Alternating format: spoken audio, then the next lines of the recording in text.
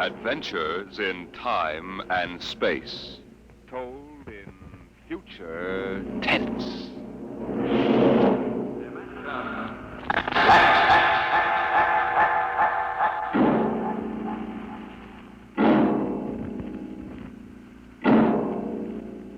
The National Broadcasting Company, in cooperation with Street and Smith, publishers of astounding science fiction, bring you Dimension X.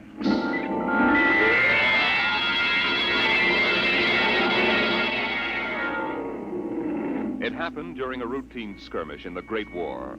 Patrols advanced from the defense perimeter under jet cover and preceded by napalm throwers. The enemy defended in depth and mopped up with guided 98s fired from 40 miles to the rear. The blast area was 10 miles in circumference, and the medics didn't find much to pick up over 500 yards in. Take it in here. Where? Look out, it's lousy with mud. Okay, man, guide me. More. That left. Okay. More. Hey. Hold it. Stretchers. Come on, Travers, get those men out. Yes, sir. Get a move on, line them up. Come on. Easy. You want to kill him? Okay, take it away.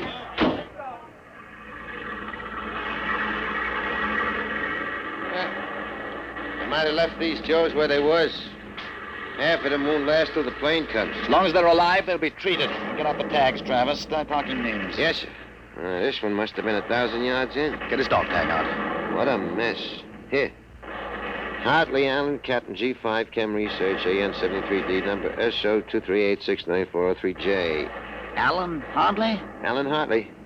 I wonder if that could be the Hartley that wrote Children of the Mist and Conqueror's Road. Never heard of him. Major, I think maybe he's part conscious. Maybe I should give him another shot. Go ahead, Sergeant. There isn't much else we can do for him. It's a rotten shame. Ain't it always? Okay, Captain, give me your arm. There.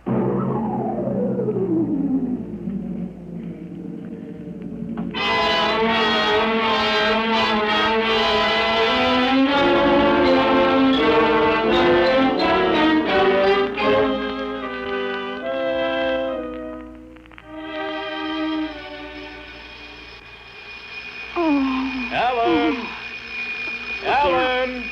Look out, down! Get up, Alan. You can't stay in bed all day. I remember that. Clear as if it were real. Up and at 'em. Hit the deck. Remarkably vivid. Strange. Alan, you all right? I'm all right. What's wrong with my voice? It's too high. What are you doing? Practicing singing? My voice has changed. Is that all? You're growing up. Happy birthday, son. Happy birthday? Hey, wake up, son. Wake up. I am awake. Come on, out of bed. I don't understand. Breakfast waiting. Now, out of bed or I'll turn it over. All right. It's a dream. Maybe, but you're wide awake now. I am awake now. Well, half awake anyway. That's the bell of St. Boniface, isn't it? What day is it? You kidding? You forget today's your birthday? No, I didn't forget. Neither did I. Here, son. Happy 13th birthday. You won't guess what's in here. A rifle. A light .22 rifle. How'd you know that? I remembered. Did I spill the beans sometime? I could have sworn it'd be a surprise. Well, go on, open it. Like it? Yeah, it's perfect, Dad. I'll be shaving, Alan. Come down to breakfast when you're ready. It's a big day today. You're almost a man. Almost. You're still groggy. Snap out of it, Alan. I will. There's a dream in it somewhere. But I'm not sure which. What? Never mind, Dad. I'll be right down for breakfast.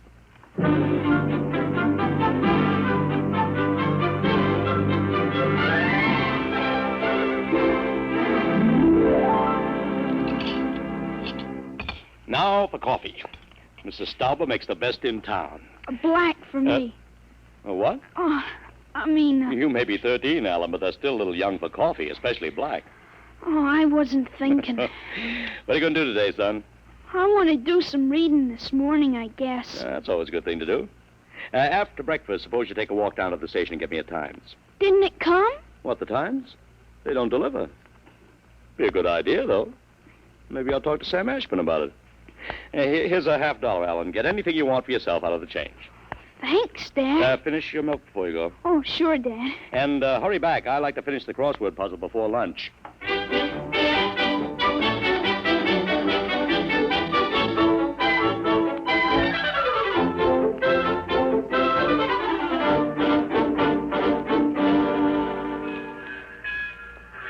Here you are, Alan. 1 times. Tell your father the puzzle's a stinker. Thanks, Mr. Ashburn. Look out for the trucks when you cross the highway. Oh, I'll go across Elton's lot shortcut. Elton's? You'll have a hard time crossing there, son. There's 4 buildings on that block. I thought they burned down. Seen 'em this morning, big as life. Oh, I guess that didn't happen yet. What'd you say? Oh, nothing, Mr. Ashburn. I was just muttering. In my days, youngsters talked up. Yes, sir. Bye, Mr. Ashburn.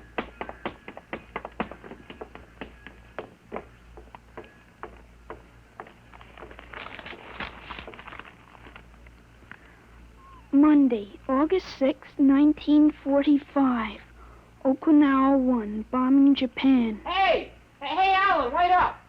Larry Morton. Hiya, Larry. Hi, Al. Hey, you want to have a catch or something? No, I have some things I want to do at home. Wow, get him. Fancy pants talk. Things I want to do at home. Oh, go chase yourself around the block. Go jump in a garbage can, will you? Go take a flying jet to the moon. Hey, that's a new one. A flying jet to the moon. Hey, you thought up a new one, Al. Yeah. Hey, how about us going swimming at the canoe clubs after? Gee, I wish I could. I gotta stay home. After. You see the football movie at the Grand? Boy, what a team. Notre Dame. I thought you liked Cornell. Cornell? Ha, they couldn't even beat Vassar. You're going to Cornell, aren't you? Me? Cornell? Fat chance. I'll bet you do. I wouldn't take your money. I know you wouldn't. You'll go to Cornell, all right. Cornell. Far above Cayuga's waters, there's an awful smell. Just the same, you'll go to Cornell. I've got to hurry, Larry. Well, so long, Al. See ya. So long, Larry. See ya.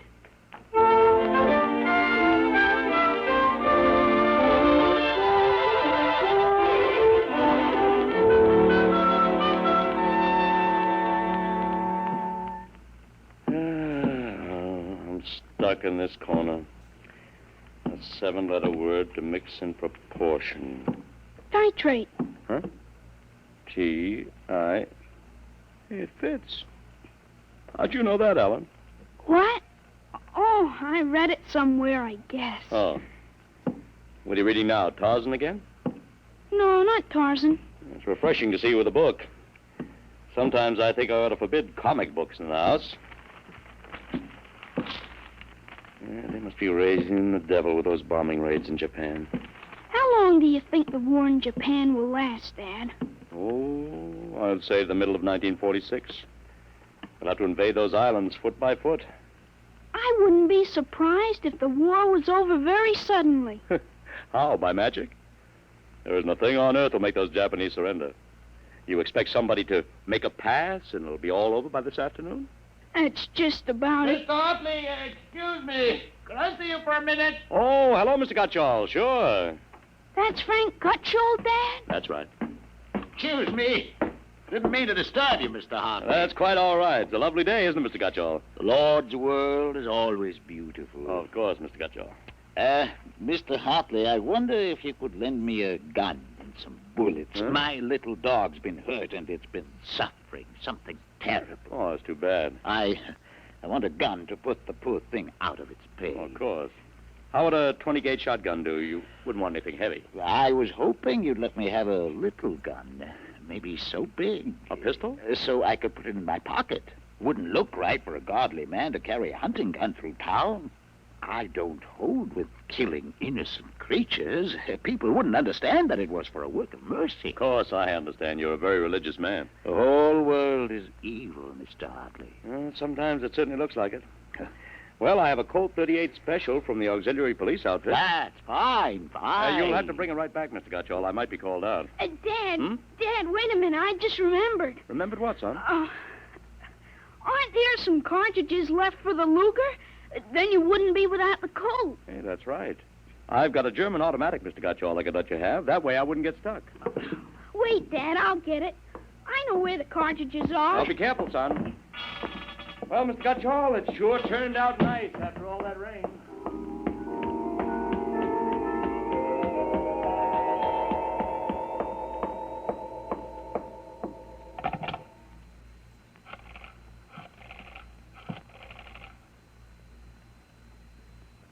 Hello, police headquarters. This is Blake Hartley. Frank Gutchall, who lives on Campbell Street, has just borrowed a gun from me ostensibly to shoot a dog. What? No, he has no dog. He intends shooting his wife. Yes, I'll take out the firing pin. He'll walk home. If you hurry, you can get a man there on time. Right.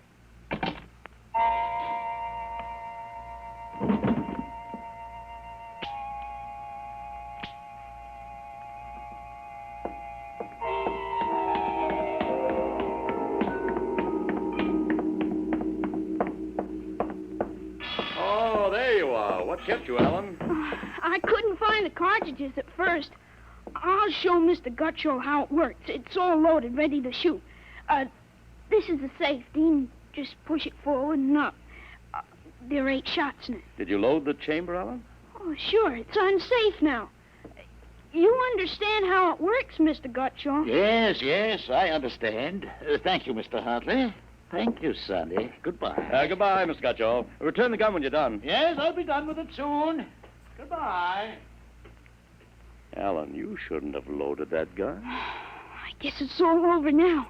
I had to keep you from fooling with it. Didn't want you to see I took out the firing pin. You what? Gutchall didn't want that gun to shoot a dog. He's a fanatic. He sees visions, hears voices. The voices probably put him up to this.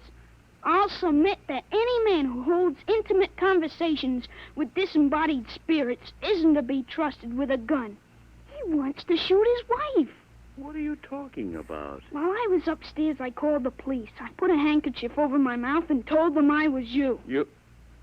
Why'd you have to do that? I couldn't have told them. This is little Alan Hartley, 13 years old. And suppose he really wants to shoot a dog. What kind of a mess will I be in then?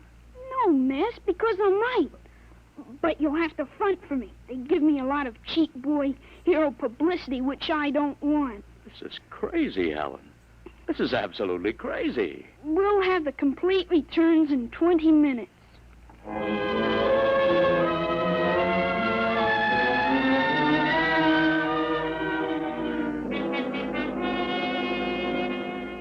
Mr. Hartley, Mr. Blake Hartley? That's right. I'm Detective Sergeant Kaborski from Homicide. Here's your Luger. Thank you. I don't know how you spotted that guy, but when we busted in, he was pointing that gun at his wife, wearing a blue streak because it wouldn't go off. Well, I'm glad I was able to help. They may have some kind of citation, Mr. Hartley. Oh, I don't think that's necessary. Well, in the department, we figure a little publicity never hurt nobody. Even a lawyer, huh? I really prefer to have it kept quiet. Well, whatever you say. We'll want you to drop around in the morning for a statement. I'll be glad to. Well, thanks, Mr. Hartley. Goodbye. Goodbye. Bye, Sonny. Goodbye, Sergeant. Why don't you take the citation, Dad? Well, you were right. You saved that woman's life.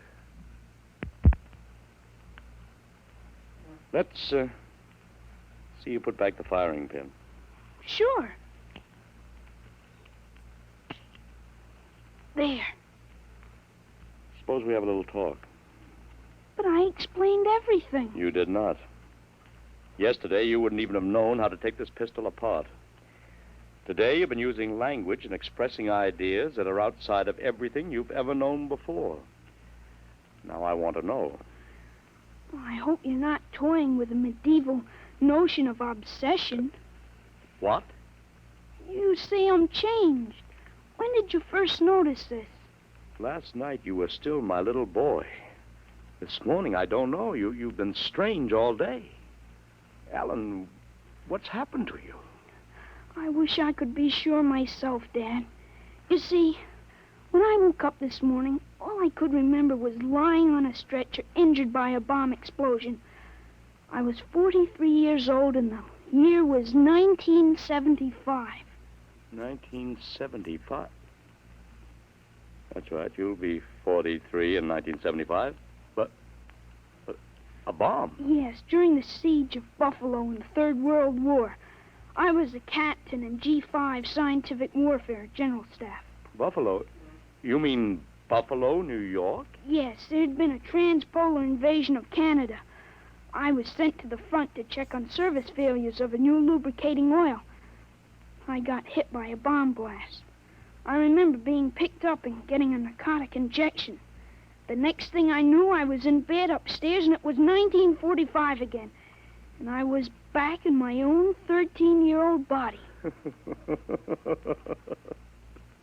Alan, you just had a nightmare to end all nightmares, that's all. I thought it might be that at first, but I rejected it. It wouldn't fit the facts. But it's ridiculous. All this Battle of Buffalo stuff. You picked it up listening to the radio. All the commentators have been going on about another war after this one. You've just got an undigested chunk of H.V. Calton born in your subconscious.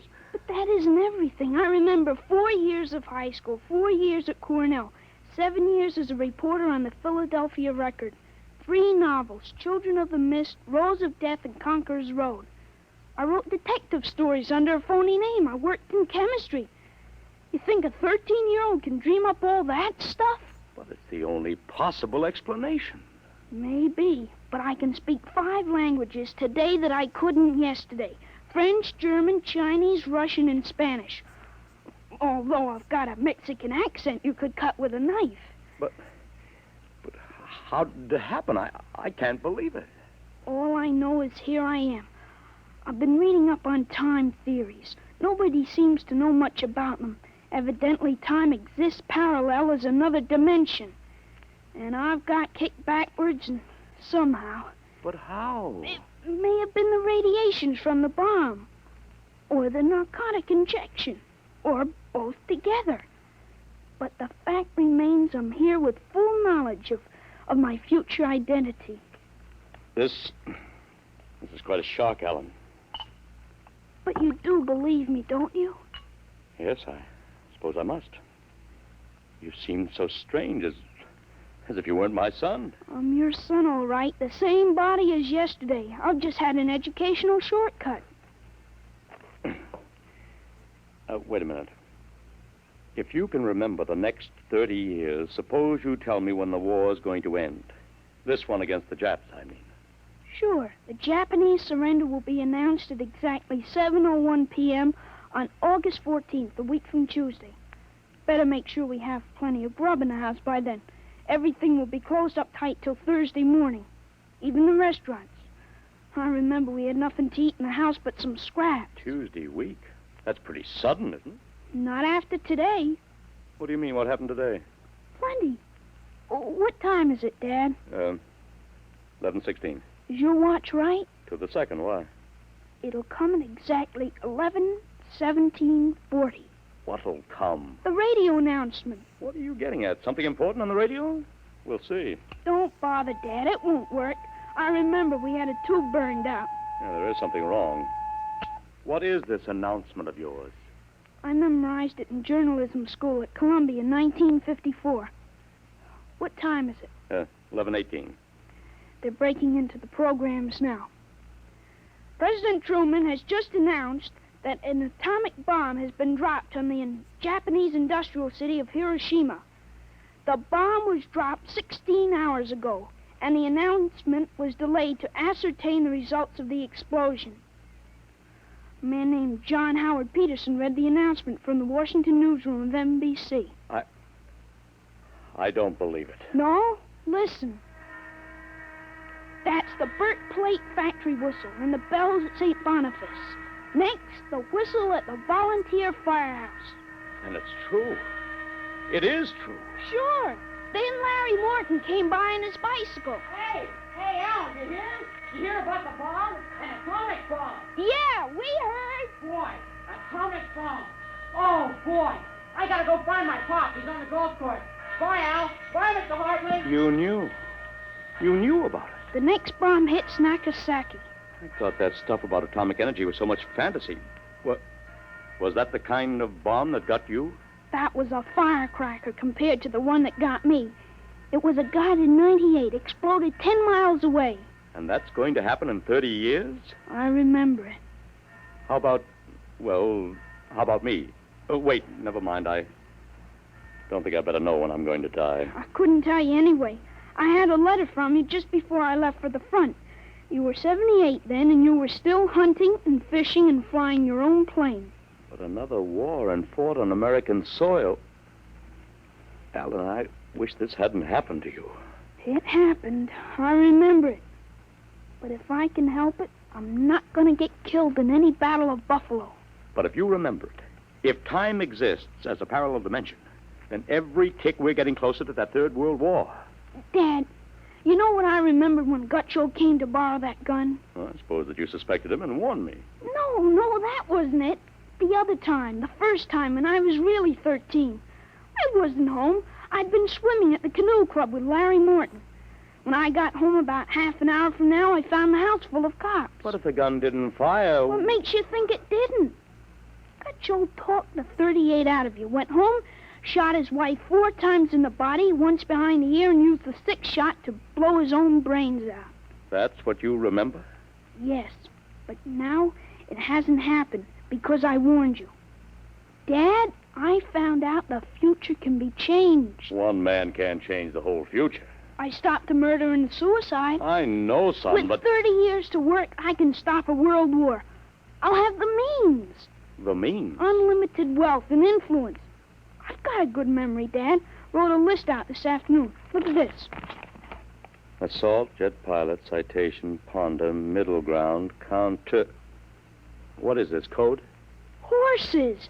That's a list of Kentucky Derby winners from 1946 to 1970. You sure? I learned that list on a bet at the Officers Club in Cincinnati in 1971. Assault paid 8 to 1. You figure out what we can take in. Oh, but gambling, This son. isn't it. Gambling, it's a sure thing. When we get rolling, we'll make the Rockefellers look like pikers. Assault at 8 to 1. I suppose I could scrape up $5,000. In 10 years, that'll make a lot of money. Any other little thing you have in mind, Alan? By 1952, we start building a political organization here in Pennsylvania. In 1960, I think we can elect you president. Well, of course, president? Isn't that going a little too far? Why not? Who wouldn't vote for a politician who was always right? Besides, that's one thing we've got to change. In 1960, we had a man in the White House who was good to his wife and sang a nice tenor. And that's about all. He fouled up so completely we ended up at war. I think President Hartley might be a little more trusted to take a strong line. But I don't know anything about international decisions. I do. I know all the wrong ones. If we can stop a murder, with time we can stop a war.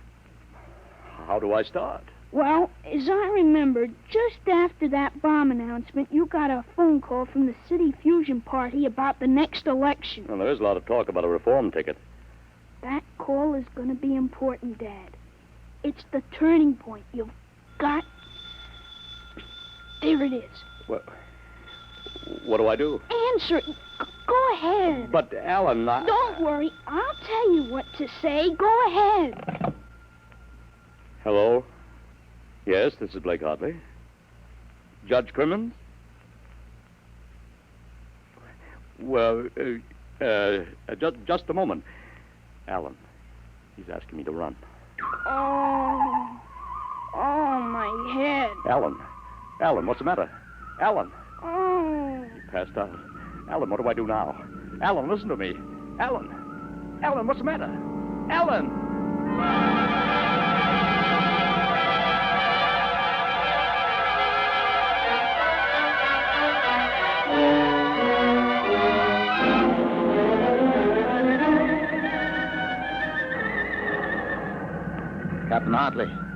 Captain Hartley. He was all right, Doctor. I gave him a shot and he was all right. He's dead. All right, Sergeant, make up the tag. Yes, sir. Hartley, Allen, Captain. Dead August 8, 1975.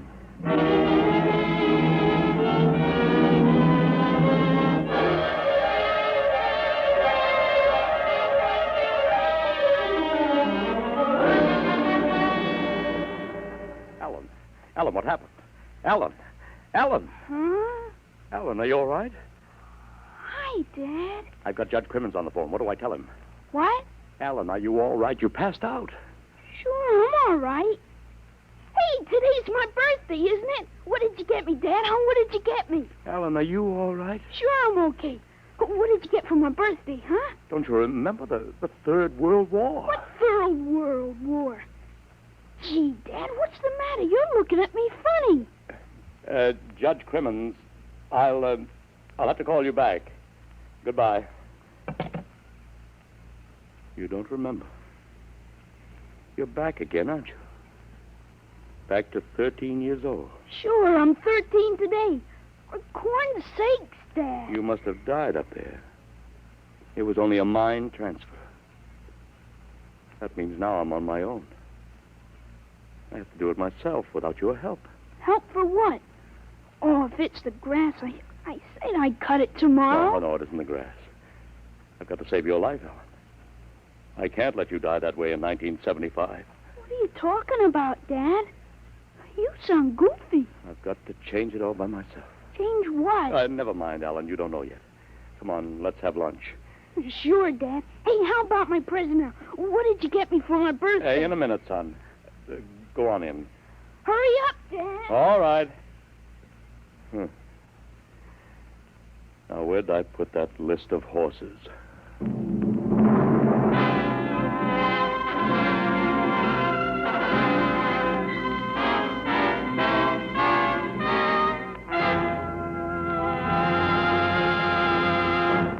You have just heard another adventure into the unknown world of the future. The world of... Dimension.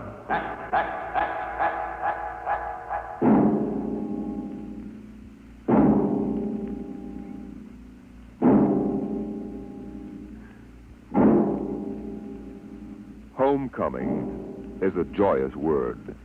But when the home you're returning to is a burned-out radioactive planet, and when you cannot even imagine what terrible changes you will find there, the word then takes on a very different meaning. Next week, Dimension X brings you a strange story called Dwellers in Silence.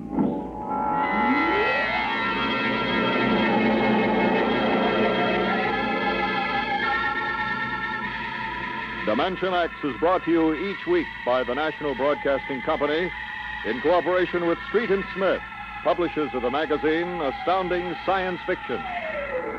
Today, Dimension X has presented Time and Time Again, written for radio by Ernest Kenoy, and the story by H. Beam Piper. Featured in the cast were David Anderson as Alan and Joseph Curtin as his dad. Your host was Norman Rose. Music by Albert Berman. Dimension X is produced by William Welch and directed by Fred Way.